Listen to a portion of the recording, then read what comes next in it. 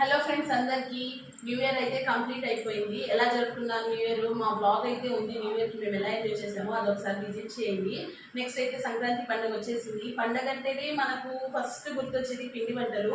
పిండి వంటలు అంటే చాలా మంది హడావుడి పడిపోతారు. కానీ ఇప్పుడు నేను చేసే పిండి వంటలన్నీ సింపుల్గా, ఏ హడావుడి లేకుండా తక్కువ టైంలో అయిపోయేలా చూస్తున్నా. ఫస్ట్ అయితే నేను ఆ పిండి వంటల్లో ఒక రకమైన కజ్జికాయలతో వచ్చేసాను. చాలా టేస్టీగా పొరపొరలాడుతూ ఈజీగా ఎవరైనా ప్రిపేర్ చేసుకునేలా ఉంటాయి. రండి, కజ్జికాయల ప్రాసెస్ అయితే చూసేద్దాం మనము. చూసారు కదా ఫ్రెండ్స్, ఫస్ట్ అయితే కజ్జికాయలకి నేను ఇలా ఎందుకు తీసుకున్నానంటే మీకు కరెక్ట్ క్వాంటిటీలో చూపిద్దామని. ముందు అయితే మైదా పిండి ఒక 3 కప్స్ తీసుకోండి. చాలా టేస్టీగా ఉంటాయి, చాలా మెత్తగా ఎక్కువ రోజులు నిల్వ ఉంచేలా చేస్తాను నేను. దీంతో పాటు నేను మురుకులు అన్నీ చేస్తాను. చూడండి, అన్నీ నా ఛానల్ సబ్స్క్రైబ్ చేసుకోండి. ఇంకా ఎవరైనా సబ్స్క్రైబ్ చేసుకోకపోతే. ఇలా 3 కప్స్ తీసుకున్నాం కదా, దీంట్లో మనము కొంచెం ఇలా 1/2 టేబుల్ స్పూన్ ఉప్పు యాడ్ చేసుకుందాం. దీంట్లోనే కొంచెం ఆయిల్ యాడ్ చేసేసి దీన్ని ఒకసారి బాగా కలిపేసుకుందాం. చూసారు కదా ఫ్రెండ్స్, ఆయిల్ వేసిన తర్వాత ఈ విధంగా మనకి ముద్ద అవ్వాలి. ఇలా ముద్ద అయిన తర్వాత దీంట్లో కొంచెంగా వాటర్ వేస్తూ చపాతీ పిండిలాగా, ఎప్పుడు కూడా కజ్జికాయల పిండి కొంచెం గట్టిగానే ఉండాలి, సాఫ్ట్గా ఉండకూడదు. గట్టిగా కలుపుకున్నాము. దీన్ని కలిపిన తర్వాత నేను చూపిస్తాను. చూసారు కదా ఫ్రెండ్స్, మైదా, ఆయిల్ ఇంకా ఉప్పు వేసి మనం ఈ విధంగా ఈ కన్సిస్టెన్సీలో గట్టిగా కలుపుకోవాలి. సో చూసారు కదా ఫ్రెండ్స్, మన మైదా పిండిని అయితే ఈ విధంగా కలుపుకోవాలి.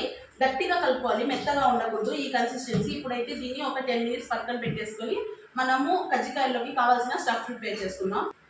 చూసారు కదా ఫ్రెండ్స్, ఇప్పుడైతే ఒక మిక్సీ జార్ తీసుకొని కజ్జికాయలకి కావాల్సిన స్టఫ్ ఇక్కడే ఉంది మనకి. ఈ స్టఫ్ జాగ్రత్తగా చూస్ చేసుకొని, నా వీడియోస్ అన్ని చాలా సింపుల్గా ఉంటాయి.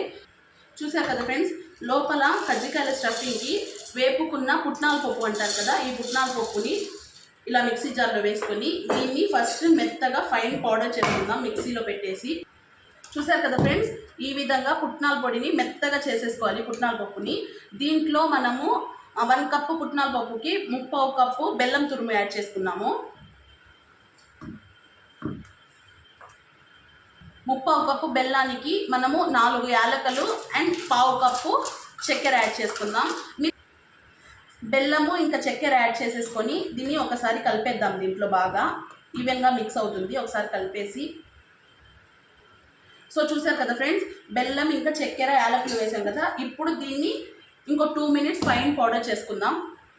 సో చూసారు కదా ఫ్రెండ్స్, ఈ విధంగా బెల్లము ఇంకా చక్కెర పుట్నాలు ఇలా ఫైన్గా పౌడర్ చేసేసుకోవాలి. దీన్ని ఇప్పుడు మనము ఈ బౌల్లోకి ట్రాన్స్ఫర్ చేసేసుకుందాం. మనకి స్టఫ్ అయితే రెడీ అయిపోయింది.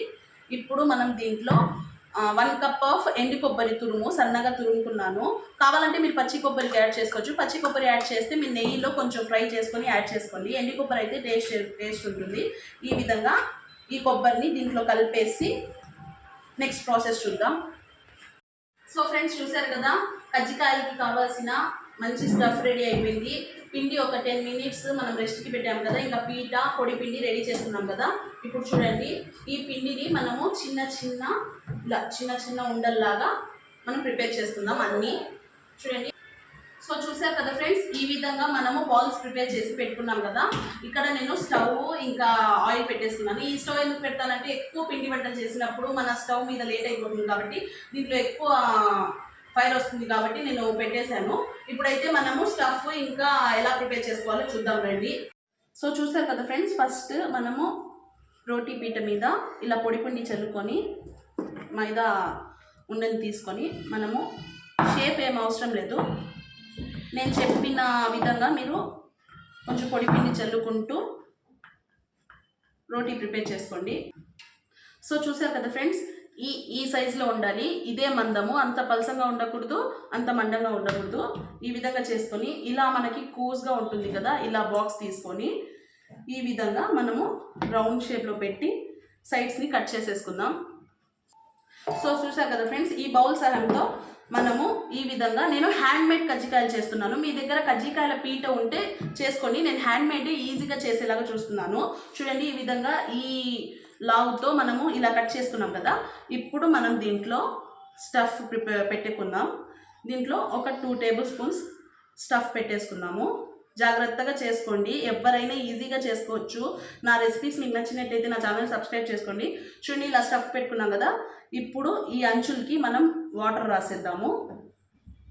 వాటర్ రాసేసి నెక్స్ట్ దీన్ని మనము జాగ్రత్తగా క్లోజ్ చేసేసుకుందాం. స్టఫ్ బయటికి రాకుండా గట్టిగా ప్రెస్ చేసుకోండి. మీరు ఎంత గట్టిగా ప్రెస్ చేస్తే మనకి స్టఫ్ అంత బయటికి రాదు. ఈ విధంగా ఫింగర్స్తో ఇలా ప్రెస్ చేసేసేయండి. నెక్స్ట్ మీరు డిజైన్ కావాలనుకుంటే ఈ విధంగా ఫోర్క్ తీసుకొని దీన్ని ఇలా కార్నర్స్కి ఇలా పెట్టేసుకోండి. మనకి మంచి డిజైన్ అయితే రెడీ అయిపోతుంది. చూడండి ఎంత పర్ఫెక్ట్గా. చూడండి ఫ్రెండ్స్, ఎంతో ఈజీ అండ్ టేస్టీగా మనకి కజ్జికాయ షేప్ అయితే ఇలా రెడీ అయిపోతుంది. ఈ విధంగా మనం మిగతావన్నీ ప్రిపేర్ చేసుకుందాం. మీరుకోండి. సో ఫ్రెండ్స్, చూసారు కదా, నేనైతే మొత్తం ఇలా ప్రిపేర్ చేసేసాను.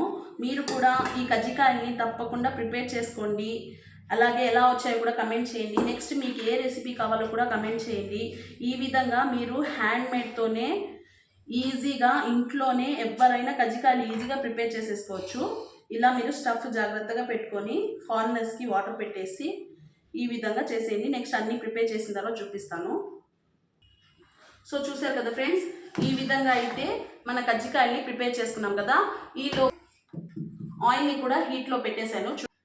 సో చూసారు కదా ఫ్రెండ్స్, నీట్గా ఇలా మీరు కూడా హ్యాండ్మేడ్తో నేను చెప్పిన విధానంగా చేసుకోండి. మీడియంగా ఆయిల్ హీట్ చేసుకుందాము. ఈ విధంగా నేను పెద్ద బౌల్ పెట్టుకొని నేను ఆయిల్ వేసేసుకున్నాను. మీడియం ఫ్లేమ్లో హీట్ అయిపోయింది. ఇప్పుడు ఇవి తీసుకొని మనం దీంట్లో వేసేసుకుందాం. సో చూసారు కదా ఫ్రెండ్స్, ఈ విధంగా మీడియంగా హీట్ అయిన ఆయిల్లో మనము ప్రిపేర్ చేసుకున్న కజ్జికాయల్ని జాగ్రత్తగా వేసేసుకోండి. ఎప్పుడు కూడా మీడియంలోనే ఉండాలి ఫ్లేమ్, మనకి ఎక్కువ ఫ్లేమ్ ఉండకూడదు. ఒక 5 మినిట్స్ పట్టినా కానీ మనకు మీడియం ఆయిల్లో మనము చిన్నగా వేయించేసుకుందాము. సో ఫ్రెండ్స్, చూసారు కదా, 5 మినిట్స్ వేగిన తర్వాత లో ఫ్లేమ్లో ఈ విధంగా గోల్డెన్ బ్రౌన్ కలర్గా నీట్గా ఎలా బాగా వచ్చాయి చూడండి. ఎక్కడ కూడా మనకి స్ప్రెడ్ అవ్వలేదు, ఆయిల్ ఎక్కడ పాడవ్వలేదు. ఈ విధంగా మీరు కూడా నేను చెప్పిన విధానంలో నేను చెప్పిన మెజర్మెంట్స్తో చేసుకోండి. కజ్జికాయలు అయితే పర్ఫెక్ట్గా రెడీ అవుతాయి. ఇవి ఇంకో సైడ్ కాలిన తర్వాత మనం సర్వింగ్ ప్లేట్లోకి తీసేసుకుందాం. సో చూసారు కదా ఫ్రెండ్స్, 10 మినిట్స్ తర్వాత మన కజ్జికాయలు పర్ఫెక్ట్గా అయితే రెడీ అయిపోయాయి. చూడండి, అస్సలు ఆయిల్ పీల్చలేదు. నేను చెప్పిన మెజర్మెంట్స్తో మీరు తప్పకుండా ఇది ప్రిపేర్ చేసుకోండి. అండ్ మీకు నెక్స్ట్ సింపుల్గా ఏ రెసిపీ కావాలో కూడా కమెంట్ చేయండి. మన కజ్జికాయలు అయితే రెడీ అయిపోయాయి. మిగతావి కూడా ఫ్రై చేసుకుని ప్లేట్లోకి తీసేసుకుందాం. సో చూసారు కదా ఫ్రెండ్స్, ఆఫ్టర్ 10 మినిట్స్ తర్వాత వేడిగా మనకు బెల్లం కజ్జికాయలు అయితే రెడీ అయిపోయాయి.